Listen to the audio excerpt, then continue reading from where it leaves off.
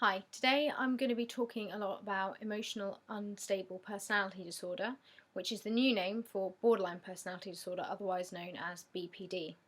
I'm going to talk a bit about my being diagnosed with it and also my experience of treatment. So the first thing I'm going to do now is give you a description of what borderline personality disorder symptoms. Number 1, fear of abandonment.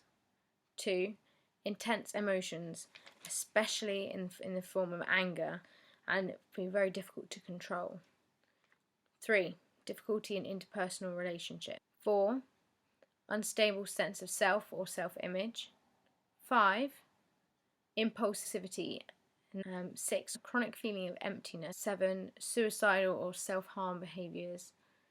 And finally, transient psychosis, transient meaning temporary. This is a graph I've drawn to show the extremes of emotion felt by those with borderline personality disorder at any time during any given day. The black lines show the parameters of good and bad that it is normal to have, the black squiggly line showing this. The red, however, displays the intensity of emotions felt by those with borderline personality disorder. When it comes to coping mechanisms, it can be hard to find something that works when you're at crisis point.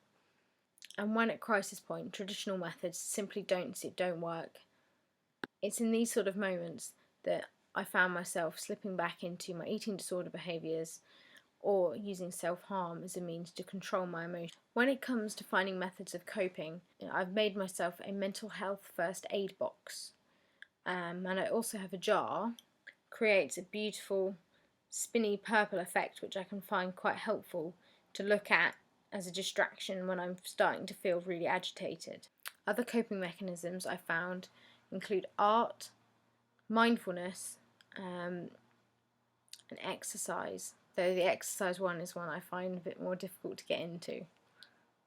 Since my last video in 2013, I have been able to see some changes that are really positive within the Basingstoke, the community mental health teams, as well as the acute mental health team, otherwise known as hospital at home, who I've received help and treatment from, as well as the hospital inpatient staff. I'm happy to actually say that there has been an improvement, which I must admit I never thought I'd be able to say. So I hope that somebody's learned something today by having a look at my video. If you want to know anything more about my coping mechanisms, do let me know and I'll make another video or contact you directly via Facebook or something. But I'm more than happy to spend some time talking about my first aid box and my experiences in hospital in general, and in a bit more detail. So I think that's it really. So get in contact if you've got any questions, and I'll do my best to answer any of them. Right, thanks for watching. Bye.